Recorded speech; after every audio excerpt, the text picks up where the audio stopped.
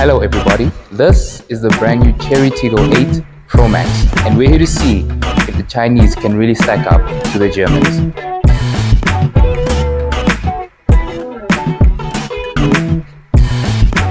So everybody, we are now on the exterior of the facelifted Tiggo 8 Pro Max, and I just want to start off with something quite quirky that Chery has done. So Eugene's going to just unlock it for me here, and as you'll see, it does a little light display. And the badge actually lights up as well. This is very reminiscent of the current Mercedes. Mercedes have overseas, their badges light up in the front here. And these lights as well play a little dance show here, which is quite cool. You'll see a lot of brands these days have gone that way of actually making their lights have a bit of a dance, a bit of a show, makes the car have a bit more character. Now coming to the front end of the new Tiggo 8, there isn't too much different to the previous facelift, which we do have one over there and we will get to. And so I'm not going to touch too much on the front. There's more so differences on the inside and on the rear. Now on the front end, because this is the Pro Max, you do get this really nice metallic trim, and it feels really nice as well as it running down over here.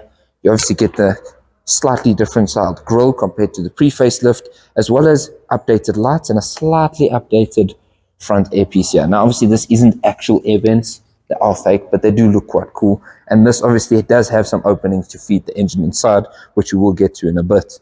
Now, coming to the side here, you can see the car is actually angled quite nicely. You have these really nice angles running here, as well as the angles on the bonnet.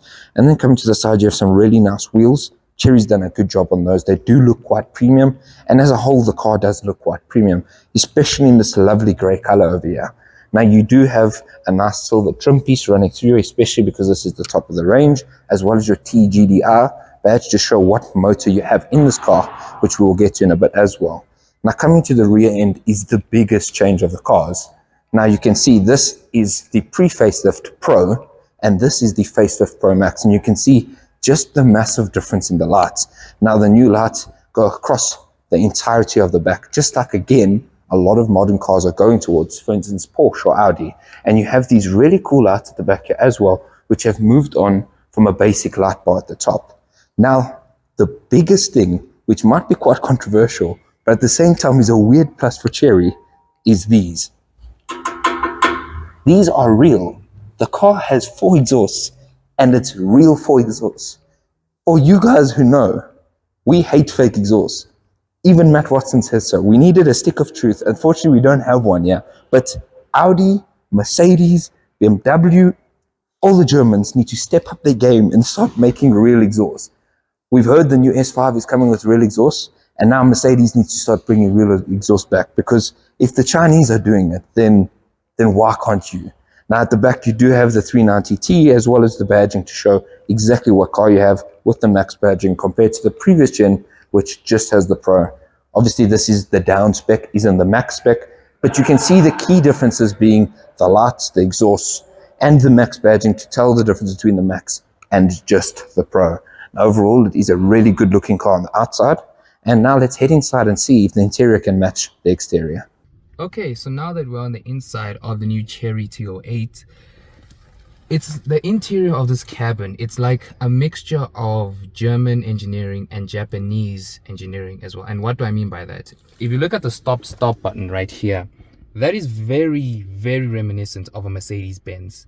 I mean, I've been in S-classes, AMG GTs, AMG supercars, and all of them have that exact same starter button. So that's very odd and that's very peculiar. But I guess they wanted to make this cabin feel a lot more exciting, a lot more encapsulating if you buy this car. And then the materials in here, it is very nice. It's soft leather, as you can hear over there, but you can tell that it is a Chinese product at the end of the day. Like if I come all the way down here at the speaker system, you can clearly see that not everything was really well thought out at the end of when this cabin was being put together. Now if I switch it on, you can see the 2 displays. Again, very Mercedes. That is very, very Mercedes. Well, 2015 Mercedes up until 2019 Mercedes. And if we look into the infotainment system, it's literally, again, as what we always say, it's what's needed instead of what's wanted most of the time. It's not going to be something like a Mercedes GLC or even a Hyundai Santa Fe in most categories. And then funny enough, you also do get fake wood trim level over here. which I never expected to see in a Chinese product, but hey, it's a brave new world. And then another thing we also forgot to touch on is that when you actually get inside this car, it does a very nice display for like when you're getting inside, so like it welcomes you. And currently it's not working right now, but we will try it later on, and we will include it because it just is a nice feature to have. So now let me pass it over to Mateo because he needs to tell you what it's like sitting in the passenger side.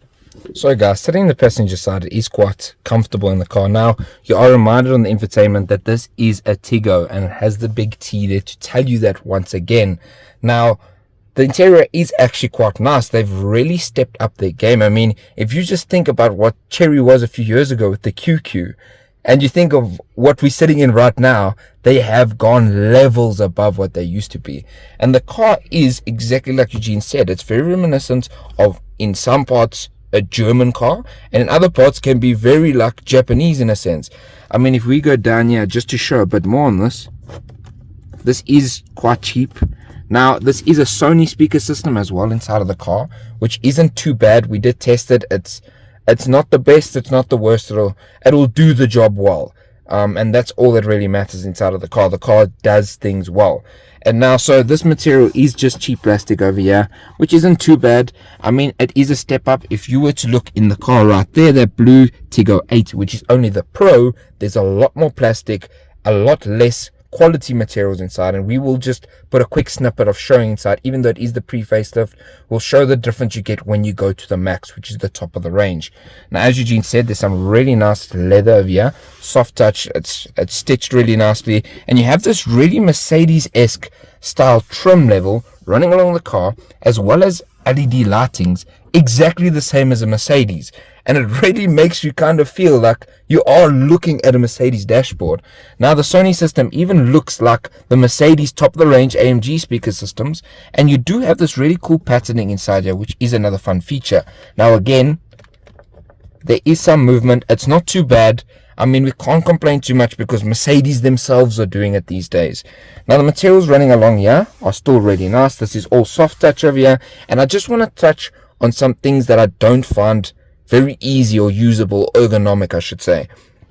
Coming to the glove box first, it is in quite a weird position because it's at such an angle, so to actually get to it is a bit weird. And so getting it, and this is quite cheap feeling, so it takes a bit away from the actual car. Then coming over here, here's where you control your climate control, and it is, as you can see, it's still got this protective plastic over it, but it's in this weird steel trimming here like we had on the outside front, and it's quite glary. You can't see everything so properly. Now, some of that will be from this plastic, but even without the plastic, it is still a bit of an issue to see, and we'd prefer to have buttons.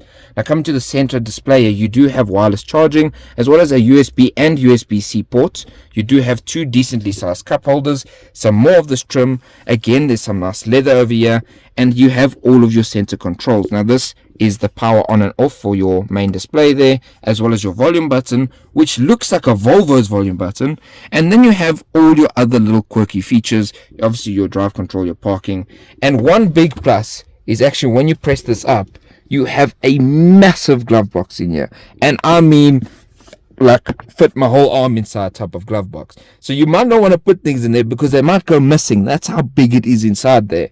Now, to just touch on it though, if you do this, the whole center console does move, and that's where that Japanese-esque Toyota feel does come to it, is in the small nitty-gritty things. But overall, the car does feel quite solid. I mean, even here, there's no movement, no noise. If you did that in a C-Class right now, it would move and creak and make some noise, which is really good of Chery, and I'll give them a huge thumbs up for that. So, I'm going to quickly show you. There's just some features here. You guys can pause the video and read through it. There's a lot of cool information and feature there. And obviously on this display here, there is quite a few good things inside. Obviously the Android Auto, the Apple CarPlay. And we do have to quickly touch on the navigation as well. It isn't bad. It's quite laggy. It's slow. You might as well just use Waze when you've got Android Auto or Apple CarPlay on instead of using this. And one big issue we had, which Eugene can also speak about, is the Android Auto. Now, we've been trying to film, and it keeps just connecting it without you wanting to connect. We can switch Bluetooth on and off and off and off, and it keeps switching it on, and it keeps trying to connect. And sometimes you'll be speaking and the weird little cherry emblem will come up and start speaking to you when you're not speaking to it. So that is a bit of a hassle. Yeah, it is a problem because when we're inside of the cabin and we are trying to put together some ideas and chat and hear the audio system, connecting to this Android Auto and Apple CarPlay system is a hassle. You know, if you want to disconnect quickly or you want to reconnect quickly, it does become an issue. But I guess over time, you become used to that. Also, another thing I forgot to speak upon that also is a very reminder that this is a very German interior and a very Mercedes interior are the window controls and the mirror controls. I honestly think like they must have taken this out of a C class or an S class and just stuck it in there. So now let's check the rear space. So now in the rear seats of the Chery Tiggo 8, and one feature I actually wanted to speak upon is the fact that you actually can move the seats back and forth. So if you're on a long road trip and you're tired, you can just move it front and also lean the lumbar support back and just lie down. Now, another thing I also want to speak upon is that the rear space very much mimics the front space. So like you get the same materials over here, you get the speaker system as you can see as what you got in the front. You also get the LED ambient lighting. That is very, very nice. You also get this almost fake wood trim material, also as well as the leather door cards, and much of everything that you get in the front you're going to get in the back. Now compared to something like a Tiguan Allspace or a Tiguan in general, this is just feels so much more comfortable, so much more luxurious. I can't believe I'm saying that for a Chinese car, but hey, as usual, it's a new world.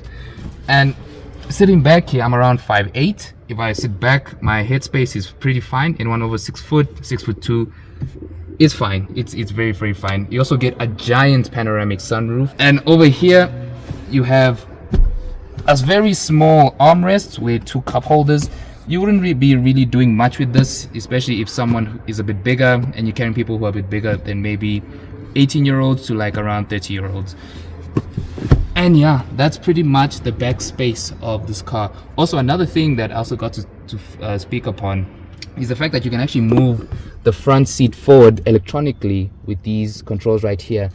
It's almost like a private jet experience where you can just move the front seat forward and just lie down and relax, and you can just be playing a prank on people when you're going on very long road trips. So now let's go see the rear boot space.